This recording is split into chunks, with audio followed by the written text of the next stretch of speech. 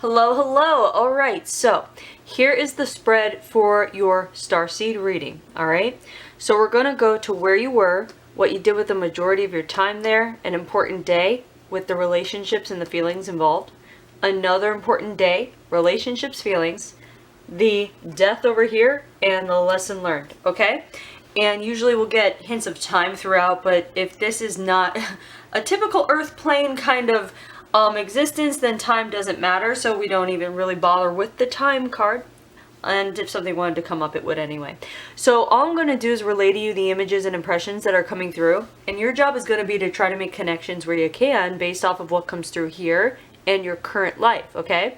So just keep in mind that there are a couple of ways to be making connections, direct and opposite. Direct connections is when you can directly connect or resonate with the information coming through. And an opposite connection would be the kind of thing where it's like your soul wants to expand and experience very different things. So it would be kind of like a very different or opposite spectrum of what is coming through. So for example, like let's say someone dies of drowning in another life, or another aspect of them dies from drowning. It could be that they come back and they reincarnate with a fear of drowning even though there's no reason for it, or they can't be near water, or they, that kind of thing. So just keep that in mind. You might want to grab a notebook and pen. A lot of stuff comes through, and remember that when you make connections or you're resonating, don't force it. So whatever you may not connect with now, you just want to tuck in the back of your mind for a later time, because things come up in the days, weeks, months, even a year later kind of thing where it'll click and you'll be like, oh, that's what she's talking about. That kind of thing. So just FYI. All right, so let's go ahead and begin. So when I was laying this out, immediately what comes to mind, I get like image. It kind of plays like a movie screen in the mind's eye kind of thing. You've probably heard that before. What was coming through was walking through the halls of a place that is very sleek and modern and very clean. Almost pristine, and also a professional structure. So we're not in a residential place. Immediately we are plopped into, I'm watching a humanoid character walking down a hall that is slightly curved. So I want to say it's almost like the building is more curved than anything. The person themselves almost matches in the attire that they're wearing. And what's interesting is this came through in another reading very similarly with this aesthetic. And the aesthetic, again, it's like minimalism. It's like, it's whites and chromes. And it's kind of futuristic-y. So, anyway, okay, so they're showing me this. Now, there is something that, where we are, it doesn't feel like Earth as we know it. It feels like it would be off planet, but where it would be a planet that is highly technologically advanced with civilization as well. So it could be mistaken for a very far future Earth if we were to, let's say, take care of our environment and then build these kinds of, go into this kind of design and architecture. It feels like the thing about these structures is that they're built this way for a reason. So it feels like where we are, things are done purposefully for the sake of what feels like what we would call eco-friendliness, but it's only in the sense of eco-friendliness in the sense where it's like, what's the word, like that is good for the environment, but not in the sense of like everyone here is like a hippie and let's save the environment. It's not like that. It's like, it's done like this because any other way would be, almost like I want to say any other way would be foolish, or any other way would be stupid, or it's like that feeling.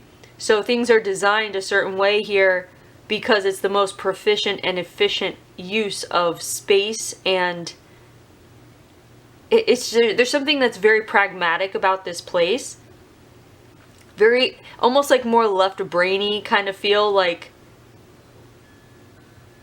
there's a lot of wherever we are, it might not be the whole society, but where we are in this structure with you here, it feels like there's something that is very like logical based, or like, oh no, stoic kind of thing. So it doesn't feel warm, put it that way. I know, I'm just trying to kind of like articulate this, and you know, these little details coming through for some reason, they're coming through for a reason. So right away, how we might be able to make connections, for example, would be, first of all, the connection to this logic, left brain, practical, pragmatic based environment.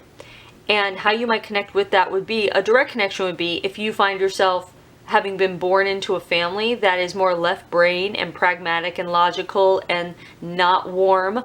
Not that they're cold, but just not warm or affectionate, or not not a lot of maybe empathy or sympathy. That kind of thing would be a direct connection. An opposite connection would be in this current life, if you came back here and it's all warm and fuzzy and lovey and emotive and feely and, you know, like that kind of thing, because it feels like that is devoid, they're devoid of that here. So oftentimes when we see like a starseed life where there's a lack of warmth, simply because just of the way that the people are built, because humans are just like blobs of emotion. And I want to say probably the most emotive, or of the most emotive beings compared to all, like a lot of, at least most of the other races or beings that we come across in either in regression sessions, you know, like hypnotherapy, or like these readings, that kind of thing. So just something to be aware of, which is kind of interesting. It also could mean that since we're coming from this kind of emotion based, like this kind of feeling here, that in your current life you might have a hard time, one, either reining in your emotions, or two, understanding your emotions or the emotions of others.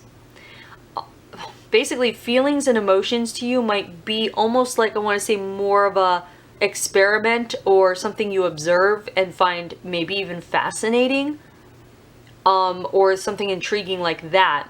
That could be a direct connection here, because it feels like we're looking at people who would be more scientific based, and as I say that, we're coming to what you do with the majority of your time. This is the science card. Okay, so this makes more sense. The thing is with this, I don't feel like you are a scientist in the label of a scientist. I feel like we're looking at the science card because it feels like everyone in this society is in tune with the sciences having to do with the planet and efficiency. So I want to say that these people are very aware, like everyone, it's like if there's a school system, everybody is taught like what we would consider very advanced information and data having to do with environmental sciences, energy, like energy, the use of energy. This is very, like, it's the kind of advanced technology that is hard for me to translate because this is not on Earth yet, if that makes sense. Like, we could, like, these people, we would say this planet is at least 5,000 years ahead in regards to their science. Like, it's a different league. So how I'm articulating it now is the very most basic thing, that it's the closest I can get to what they're trying to do here. But all these people are very in tune, and we would call them all, like, even a 4-year-old would be like able to, I feel like, run circles around a professor in science if they came here, you know, like that kind of thing. So it's like a whole nother ball game. So how you might connect with this would be if you have interest or curiosity in the sciences, but it would be science that is more like environmentally based or having to do with energy. So even like energy, like as in like, yeah, maybe like solar powered stuff, or like energy, like things that are used for energy, but also energy, like our energy, like chi, like working with energy, self-healing energy, things like that. that's also included here. So you might be very in tune with yours, and if you're not, you are in tune on a soul level. It's part of who you are, and you're able to do it, very capable. And if you haven't been able to or dabbled in it yet or aren't aware of it, it will come naturally as soon as you begin a consistent practice, essentially. So if you are looking to move into a certain thing, look into energy work in whichever way you want to do it. I mean, Reiki is always like an easy one to step into. It's a good like starter, but this is more advanced. So it's almost the kind of thing where you, in the case that you are interested with your intuitive gifts, you have every ability and capability of creating what you might consider to be your own modality of utilizing energy in a healing sense or in whatever sense. Except when you create this, you'll think, oh wow, this is so innovative and new. And yet actually what you're just doing is tapping into what you already learned and know from this life. It's kind of cool. So just be aware of that. And again, make connections however you can. It has to resonate with you. If it doesn't, tuck it in the back of your mind for a later time. How we might connect is this aesthetic, the minimalism. This could be coming up in the case that you, if in your current life you are disorganized or messy or, you know, that kind of thing. If you are surrounded with a lot of different, I want to say textures and colors and things like that, there is so nothing wrong with any of that. However, it might do you good to, just in case this has come across your mind or you've considered it or you think it might be helpful, it might do you well to organize, at least just a bit, like organize, and also have a place where there isn't busyness as far as texture or color. And it could be that you're already like this, like your home is already like this. Like you might be a minimalist. You might have done the what's it called? The Marie Kondo, that's what it is. Marie Kondo, that's her name, I think. Where, you know, you if it doesn't bring you joy, throw it away, like that kind of thing. But if not, if it's the other thing, then this would be coming through, I feel like, as an aesthetic that might be very soothing for you in the sense of like grounding yourself and figuring out the next step, if that makes sense. Otherwise, you know, just again, if you don't connect, that's fine. But they're showing, okay, so there's this and then that. And then even the attire is like that. Okay, so another thing coming through about your aspect in particular, most of the people here look humanoid, but there's a diversity of beings here. So wherever this place is not human and not purely humanoid. Humanoid means like, you know, the two legs and the two arms and the head kind of thing, like just like standing up like a humanoid. So it's not a human, it's humanoid. And also the idea that there is something here having to do with hybrids. Either there's a ton of hybrids mixed into the society, or all the humanoid looking ones are hybrids, and possibly hybrid with human and something else, because there's no pure, it feels like there's no pure humans here. And if humans were to visit here, it would be through like astral projection or their consciousness or something, not physically. Feels like it's too far for like a physical visit kind of thing. So how you might connect with that, if you've ever heard of hybrids in the ET realm, go ahead and look that up. Also look up the hybrid program. Just look it up. Go Google. See how you feel about that. See how you connect with that and see how you resonate with that. Hold on. Okay, so this would also feel like in your current life, if you connect to technology, how does technology, what role does technology play in your life? Do you fuse technology with, I want to say, a practice that you do? So what's actually coming to mind, for whatever reason, connect how you can, but what's coming to mind are those newish devices that are out now that you can buy and hook them up to a plant, and it will play back music that is the plant.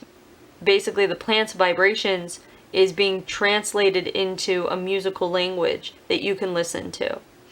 And I don't know how you connect with that. Maybe you've heard of it and have been interested in it. Maybe hearing about it is interesting, and that should be something you look at. That might be like a start like a step in a direction where there's a domino effect and it might lead you somewhere else, but that is definitely coming through for some reason.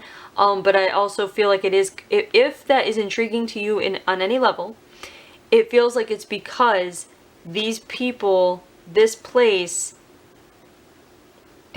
I feel like it's just so in tune with the ecology and the land and the planet itself, like the core, like almost like there's a, like the language barrier has been broken between the beings that live on, like upon the planet, and then the actual being of the planet itself. Like how we call Earth like Gaia or Mama Earth, right?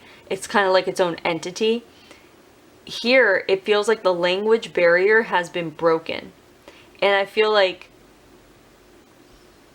it's so intermingled in daily life that it's not like a phenomena like it would be to us, because it's been here for so long, if not like since the beginning, where the planet and the people just always had a language with each other. This might be coming up in the case that you are earth-based in your, what's it called, like your planet, like Earth, like you like Mama Gaia, Mama Earth, Gaia, shamanism kind of thing. What I'm, you know, I mean, connection to the planet. You might speak with plants. You might speak with trees. If you have not tried, this is just a bit of a thing to go ahead and try. What you want to do is just sit against a tree and just visualize yourself almost like, I want to say, growing roots and intermingling with the roots of the tree and connecting with the tree however you might. And you might have done this already, and you know, this might be normal for you. And just send out like a mental hello to the tree, and just without forcing anything, see what comes back into your mind as a greeting, and then just have a conversation and trust what is coming through. Just trust the experience. I think that's the hardest thing with these kinds of exercises, is the trust part, because you think you're making it up, and it's like, no, just trust it. Okay, so hold on, planet and the so this, yeah, okay, hold on just 1 second. So this would also indicate the idea, if you consider plants technology. I know that sounds weird, but just sit with it. If you haven't had this thought before, this would be a food for thought for you to sit and meditate with. The idea of plants as technology. And I feel like the starter thought for that is the idea that plants are medicine. So plants are medicine, medicine is technology. It's almost like this aspect of you is dealing with plant medicine technology. Plant medicine technology. Are you into this at all? Are you into plants? Are you into growing plants? Are you into medicinal plants? You know? I mean, that could be marijuana itself, I suppose, but also medicinal plants in the sense of like plants that you can use for medicine, even like teas, like your own tinctures, or making your own teas, or something plant-based. Yeah, so I mean, this can also be if you do plant-based diet, if you've been considering a plant-based diet, or this can even be coming up in case you are having issues with your body. And I'm not a medical doctor, disclaimer, go see a medical practitioner if you have to, that kind of thing. But if you're having issues with your body, like irritation or like rashes or bloatiness or discomfort, and you don't quite know what's up, this might be a thing you might want to consider, is the idea of going plant-based and seeing if your body feels better after a week or two when you cut out meat and processed stuff and just kind of focus on plant-based diet for, you know, a week or two just to test it out or whatever, just in case this speaks to you, okay? So that could be coming up for that reason. What else is going on here? Hold on 1 second.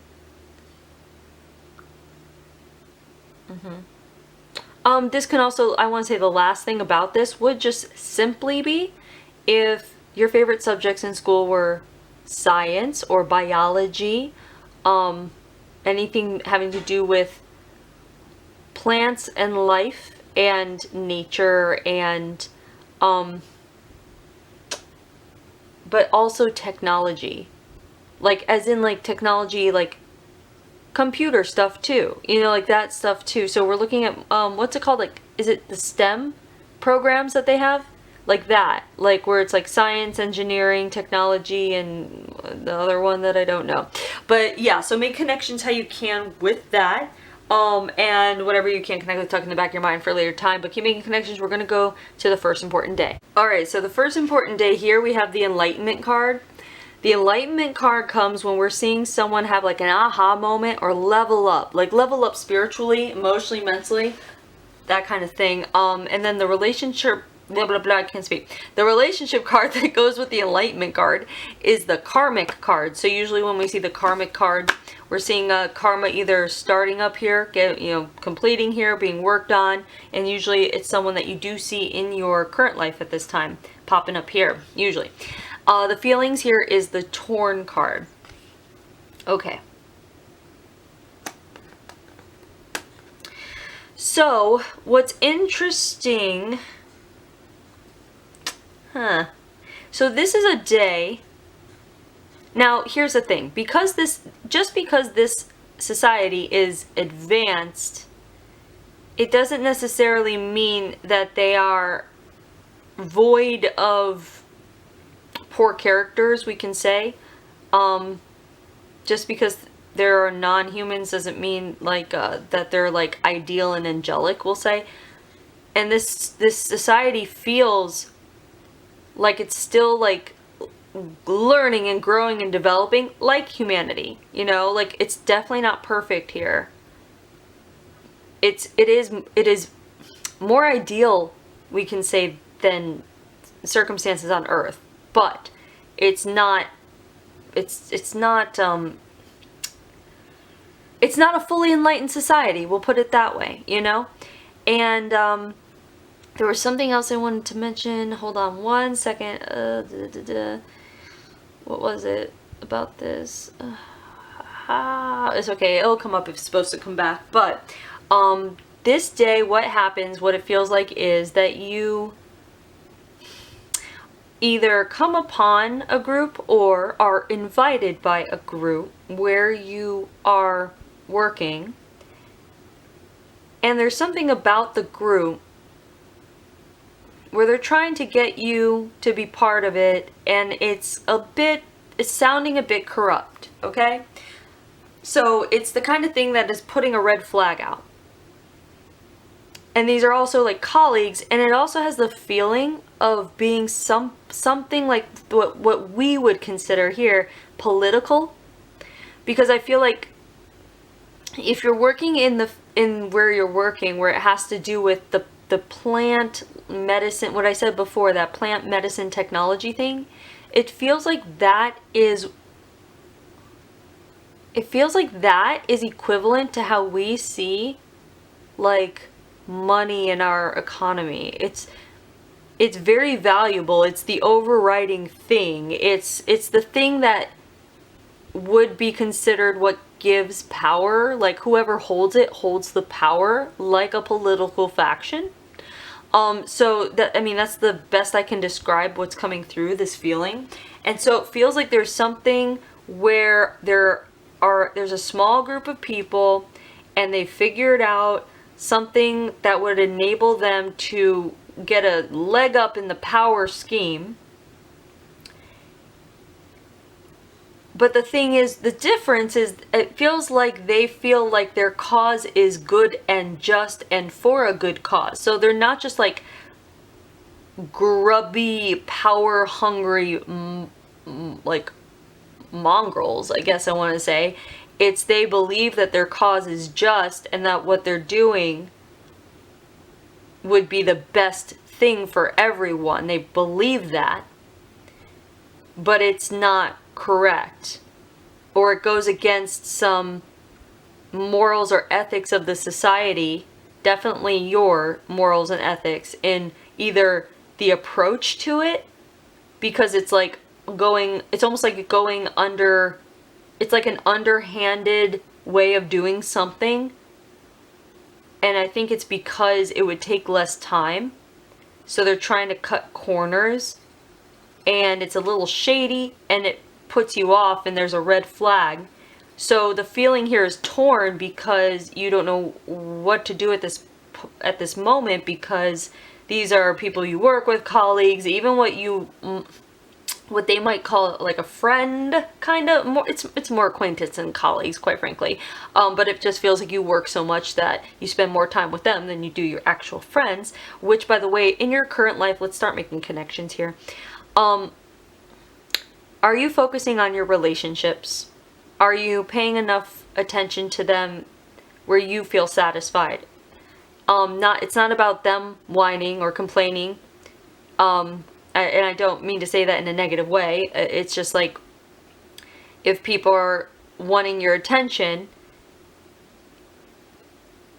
it's not about giving them what they want, it's for your own sake, for your own peace of mind, for your own health and well-being. Are you spending enough time recreationally or in the company of, I want to say, people that make you feel at ease and make it so that you can forget your cares? Are there people that you have where you can spend time with them that can make you forget about work, or make you forget about certain responsibilities just for a time?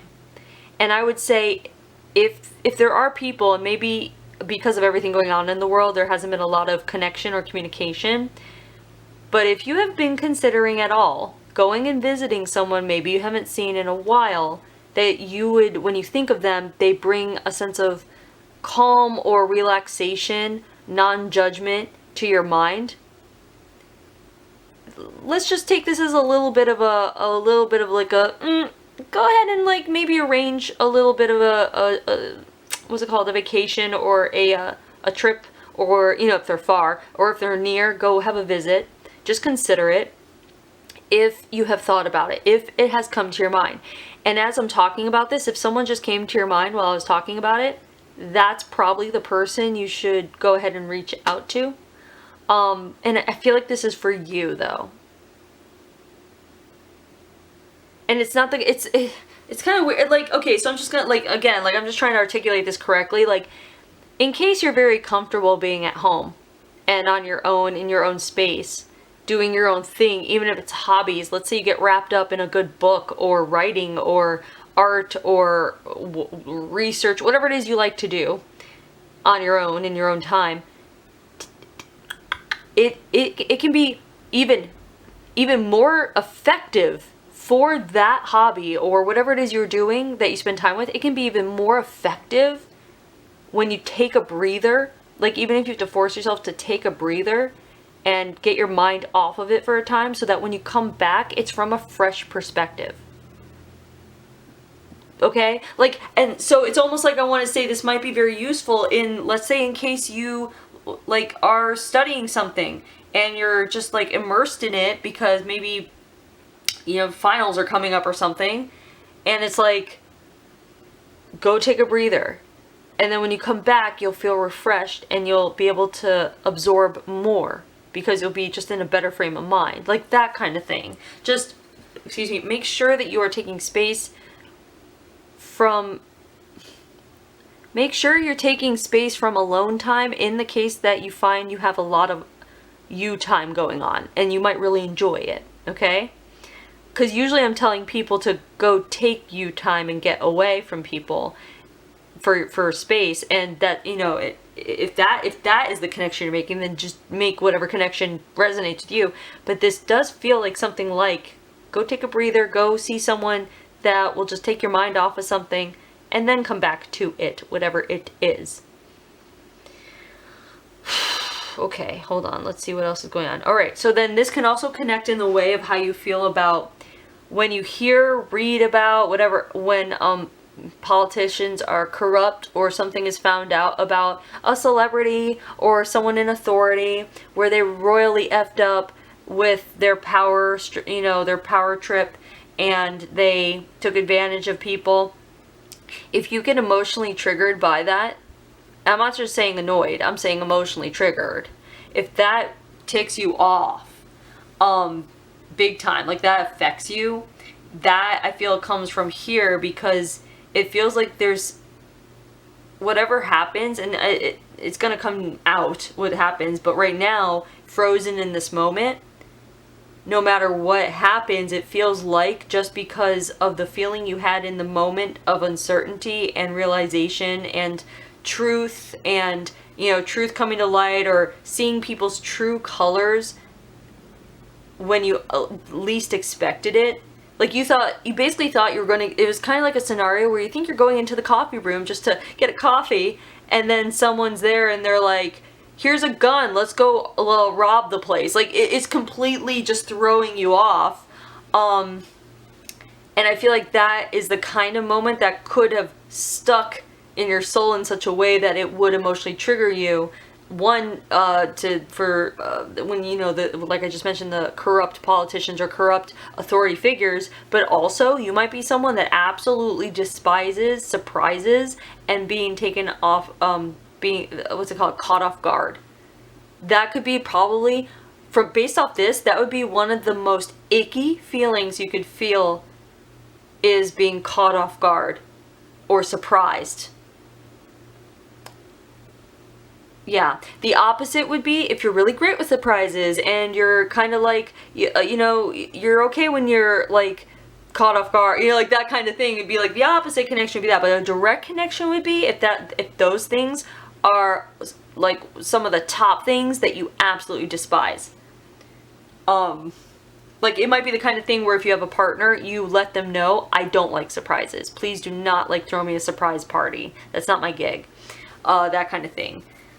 Even the idea of like if you ever want to get married or anything like that, if in case you're not married, or that you're like, I don't want like a surprise proposal kind of thing, like that kind of thing, just might not be your gig. So the opposite would be if you came back and you're like, I'm gonna try this human thing where I love surprises, and like that kind of thing. But yeah, you get it. I'll just stop repeating myself. So I'm just trying to figure out the karma. Okay, so what happened here is a karmic bond was formed with these people. It feels like there's at least 3 of them. It doesn't mean that they're all 3 back now, but it could.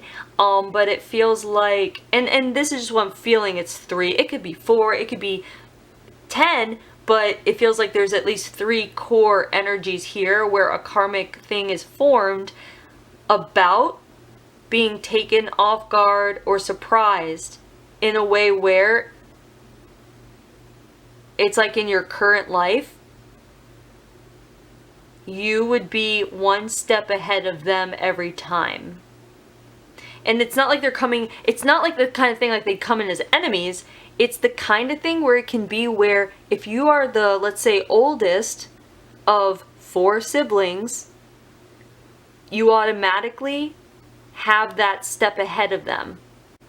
Just because you've been around longer, so you kind of get it, or at least if you're growing up with them, like that kind of thing. But it doesn't have to be siblings. It could be friends, it could be colleagues, coworkers, whatever it might be, where it's the kind of thing where you would always get wind or know of anything they might be planning, or if they wanted to reach out, it's almost like you would know about it before and either reach out first or be unavailable or have a excuse ready.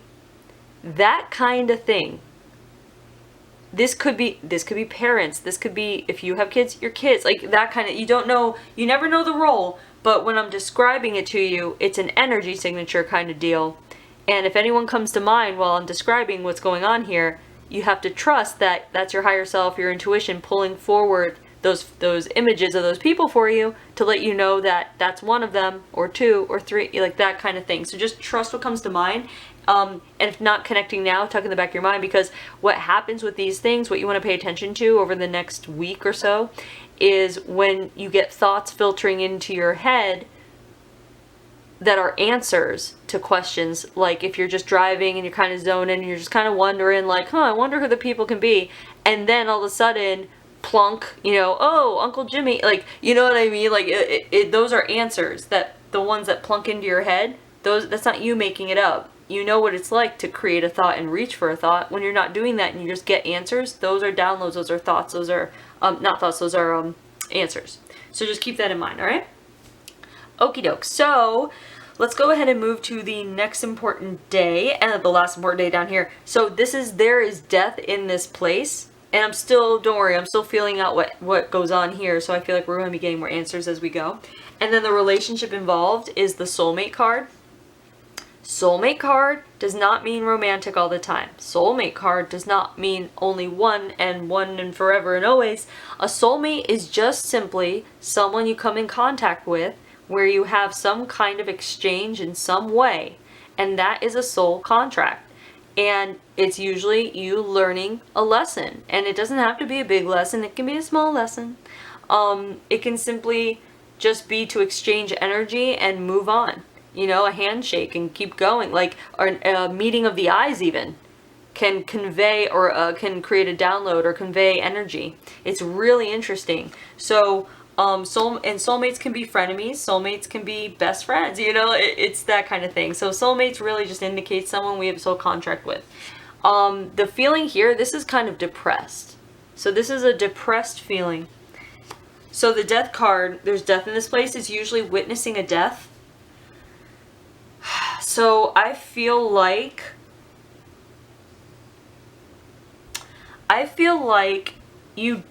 how you answered them here was as diplomatic as you could be, where you said something. I feel like you said or did something in the moment, very quick-witted, which, by the way, in your current life, if you are quick on your feet, direct connection, where you indicated to them that you might be interested, but you had to just, let me feel this out for a second. Like, there's something, a way you said it, where it gave them enough like comfort to make them feel like you were in on it, like you'd be good with it, but you didn't commit to it. So it was really smart how you did that. So you actually might be really good with language in this life. If you notice that about yourself, if you are strategic and you're good with using language so you don't get trapped in a situation. I know it's kind of a weird random thing to say, but if that's you, that would be a direct connection. Opposite would be if you're tongue-tied and that kind of, you know, obviously the obvious, you know, the opposite, what it would be. But it feels like one of these guys that are in on whatever, moving forward with this, something happened where someone ended up getting killed. So this society is not like, it's not peaches and cream here. It's not like rainbows and sunshine. It's just that they happen to be more ideal than, you know, here, because here everyone's killing everyone. But it feels like somebody was taken out, essentially. It's almost like we're looking at alien mafia, you know, like ET mafia. But it feels like somebody was taken out. Hold on. Because I'm trying to see who and what they were to you. Huh. Hold on. I feel like this... Okay, so this might have just gotten, like, kind of dark, where... Okay, so what happens is it's taken that you are part of the group, even though it feels like ultimately you are going along with it, but not committing, like, to yourself about it. Almost like, I feel like you were almost in denial, like you did it. Okay, so this feels like ultimately what happened, even though you were really smart about it here at first, it feels like they were peer pressuring you. And also their group was growing. So it looks like we're looking at something kind of like a small political like faction that is growing at grassroots and growing. But they're doing it in a way that is a little underhanded. You're not comfortable with it, but you're peer pressured into supporting them in some way. And it feels like, I don't know what happens, but it's also because you're so close to the the power stuff, the plant medicine technology, like you're so close to the like evolution of the technology, like you know insider secrets to it or like the updates. It would be like someone who would know what stocks were going to go like out of the roof before it actually happened, like insider trading, but with this stuff. It's that equivalent. So it's high stakes, and it feels like something like almost like you were supposed to, like they hired someone to take you out, but instead it feels like they took someone else out that they thought was you, and that person was like either a family member or a friend. Like, and it was almost like the kind of weird, this is like super weird and super like, this is like a movie. It's like, oh, this never happens. But it's like, let's say you were taking a vacation and someone that was similar in build or whatever comes over to watch your place or water your plants or take care of your pets or whatever it is, and they're mistaken for you, and they get taken out. And then you come back, and all this depression comes with the guilt and the regret and all these things, and you blame yourself. So it's just a weird muck-up kind of thing, and I feel like because of this, you do something like turn yourself in, but really it's not turning yourself in because you're not doing anything illegal, but you're going to the main political faction, so to speak, and you are handing these people in. If that makes, like, you're just like, this is ridiculous. So-and-so and so-and-so are planning to overturn blah, blah, blah. And they're, you know what I mean? Like, so, and it's not the feeling of, what am I trying to say? It's not like a tattletale. It's like, this is enough. Like, it's almost like them doing this is the feeling of like, they're acting like children, and I'm done entertaining children.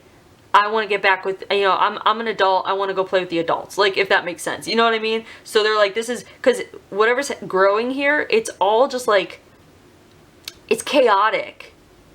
It's just chaotic. And they're going about it all wrong. The motivation's all effed up. And then this is happening. And I feel like this isn't like the other faction. This comes from your faction. Like, someone in there wanted to take you out simply because of your connection and how close you were to information. And it's almost like even like a jealousy. It's all messed up. Everyone here is all, they're all disaligned and disconnected in a society that is supposed to be very aligned and connected. So, okay, so I know that was a lot there. How we might want to connect is the idea of you and peer pressure. How has peer pressure played out in your life? Do you find yourself still giving in to peer pressure, even in the sense of, like, you know, how people, like, put up with the mother-in-law? Like, that kind of thing? You know, so this would just be a message to look around you at the people that you allow access to you, to see if there is any peer pressuring going on where you feel obligated to either behave a certain way, speak a certain way, dress a certain way, react a certain way, whatever it might be. If you feel pressured to do those things around certain people in your life, whether it's a partner, whether it's a best friend, whether it's family, this would be a calling for you to take another look and see if that's what you want your life to be like, if you want your life to be run that way. Because it all comes down to, if you're sick and tired of that, if you notice that in your life and you want to cut that off, you need to create boundaries, and you get to say no, and you get to distance yourself, and you get to call more shots than you think, is what this feels like. And maybe you already have discovered that. But if not, take a look around and see the toxic people that you need to start putting boundaries up against, okay? these people would also feel, they would make you feel chaotic, because it would feel like a dissonance going on, a war within you, because it would be like it would be just like, you know that they would want something, and it's something that you just don't even care about or you don't want, but you would do it anyway to keep the peace, usually, is what this situation feels like. And if you find that you are playing the role of a peacekeeper, but compromising your peace of mind, it's not worth it. Not anymore. So just look around and see what you see, okay? Just, again, if not connecting now, tuck in the back of your mind for a later time. And let's see. So there was something else. Okay, there was a lot else. Let's see. Guilt, shame. That can also be contributing to why you might be giving into peer pressure of some kind, in case you are. And if you find that the motivation behind it is guilt or shame, like you would feel guilty or you would be worried about being judged by others if you did not act accordingly, or if you did not keep playing the role that you have been playing up till now, that would be a big message. If you're aware of this, a big message for you to, that like it's time to start taking steps in expressing yourself authentically, in being yourself, and speaking your truth. And if you lose people along the way, it's the kind of thing where it's like, try to get used to it, to the idea of that, and maybe that might actually be a nice idea, where a lot of people, it might be really scary, but ultimately when you create boundaries against toxic people, once they're gone, it's the breakaway that's the hard part. But once they're gone and you're focused on you and you don't look back anymore, it is so freeing. It is so relaxing. The burden is off your shoulder. It's so worth it. And it's for your own peace of mind, your own mental health, your own emotional health, your own growth, your own journey kind of thing. So just keep that in mind. Now, this can also indicate here that you might go through depressive bouts in your life. So if you ever hit some walls of depression there in your life, it would just be an echo of what we're seeing here. And it comes from grief. So if you do have depressive bouts, they may feel like periods of grief, and you might not even know what you're grieving about or why you feel like you're grieving. So if you have any of those emotions at all during your life, it's an echo from here. Hold on. But what you didn't realize here, I feel like you didn't, at least it didn't, you didn't consider it here, but I'm going to say it because just hearing it might be useful in some way to you, even at a subconscious level, to hear that this person that died, who was supposed to be you, you and that person had a soul contract that if this was a path that you both took, like based on your choices and decisions in both of your lives, you aligned to this moment, and you made a contract that if we come to this moment, I volunteer to play this part here, and I will be killed. And because I am killed, you will react in such a way that you will feel guilt and shame, and you will be depressed, and you will have to live out these emotions and feel what it feels like. So that's what this feels like, is just like a pact between you two. And I actually feel like this person would be part of your life today, because I feel like your soul family with them anyway. And as I'm talking, what I feel like is coming through is that there's this soul contract between you guys where this person would get, killed or whatever, and you would live on and feel remorse and shame and regret and guilt and all that. But you also had another contract that you would both be going human anyway. And it's like, before you were here, like it feels like a soul contract where after this life here, we're going human. That's what this feels like. So I feel like this person might be in your life.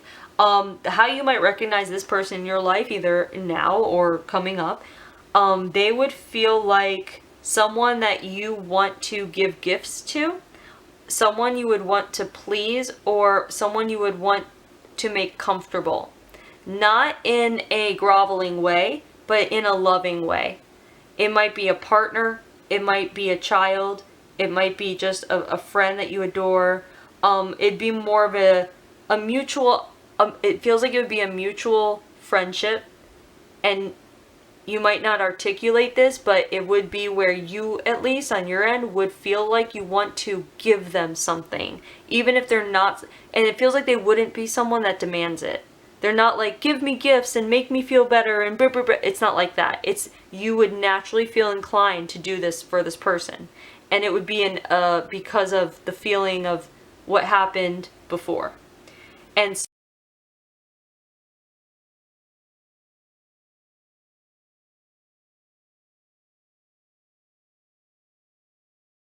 so here we have the Death card, and it's the natural card. And it feels like, yeah. It feels like what happened was you couldn't wait to be done with your work. It feels like they have something here that we would consider to be retirement. Something like it, at least. And it feels like you couldn't wait. You were just done. After this, you were just done. You did your work, you did your job. I'm trying to feel for a family, and it's not that you didn't have a family here, it's that I'm not seeing it. And it probably means that you were very consumed with yourself and what was going on in your mind and your heart, and after this, it just feels like you got absorbed into work and your issues. So you might have had a family, might not have. The only connection would be how you might know that is in your current life, if you have had a deep yearning your whole life to create a family to make up for not having one here, or if in your life you don't want a family, not into it, because this lifetime might be about you catering to you. But in a way where it wasn't catered here, because here it was about working to block out guilt and bad feelings, where in your current life it would be about making sure you focus on you, not about work, but like for pleasure. Like, this was not pleasurable from here on out. It feels like there wasn't a lot of pleasure, in the sense where almost like he deprived himself of pleasure. And it feels like you'd be coming back to focus on your pleasure to make up for the lack of here.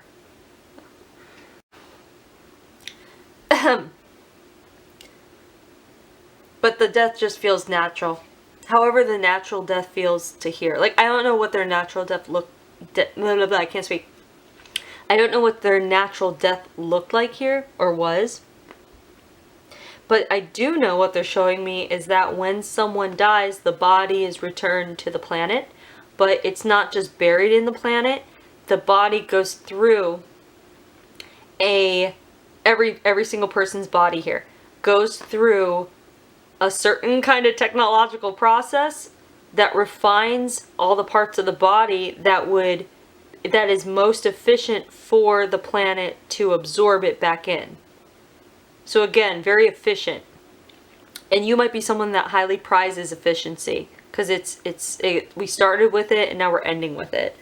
And also this can speak simply to the idea that if you've ever thought about when you die, what you want to have happen to your body, and it's like the kind of thing, like if you've ever seen those things where they can turn you into a tree. You know what I mean? Like, that might be very interesting to you. Or, you know what I mean? Like that, I don't know, like however you've thought about, what do I want to do with my body afterwards, things like that. But otherwise, if not, that's fine. But yeah. So it's pretty peaceful. But let's go ahead to the lesson card. So this is the self-love card. Now, I just feel like this is exactly what we were just talking about something about, pleasure. So I feel like this, again, this just is relating to, here's the thing. This aspect of you did show himself self-love when he called it quits down here after this and was like, F this, we're not doing this anymore. And he was true to himself and stepped up for himself, stood up for himself, and spoke out. But to him, it was too late.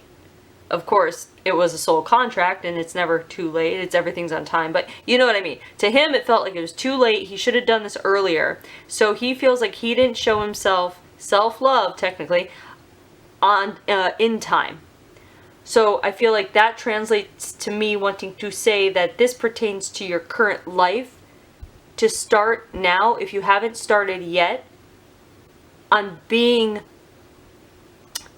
I want to say being fiercely loving to yourself in ways where you call your shots, you stand up for yourself, you express yourself, almost like where it might even bring, again, the fear of losing people or whatever. But if you feel like you are not being treated to the level of standards that makes you feel worthy and valuable, then you need to say so. And if someone doesn't want to treat you to your standards, then they're really giving themselves away and showing their character, and it's not on you. It's basically them saying, well, then block me. Then block me. Like that kind of thing. Which you should. Put up boundaries to people who do not feel like you're worth the effort of meeting your standards that would make you feel worthy and valuable as a human being to your standards. And you get to set your standards. Okay? So just make sure that you are